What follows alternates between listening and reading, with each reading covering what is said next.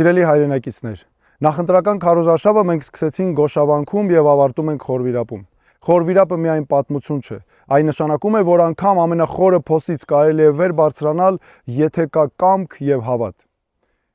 Մենք կանգնած ենք պատմական ընտրությունների առաջ, իսկ պատմությունը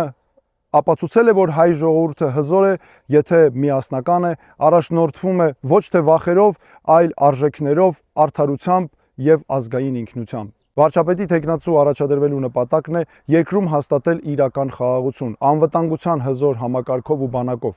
ունենալ զարգացած տնտեսություն, հաստատել արդար հասարակություն, որտեղ հիմքը օրենքն ու իրավունքն է, որտեղ բարձրագույն արժեքը ոչ թե պաշտոնյան է, այլ քաղաքացին։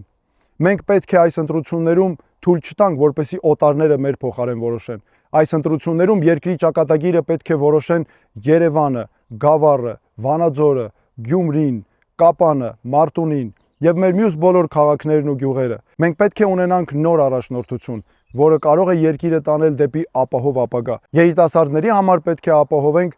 ժամանակակից կրթություն, բարձր վարձատրվող աշխատանք, ապահով ապագա։ Արդարությունը գալիս է միասնության թևերով։ Քվեաթերթիկ համար 6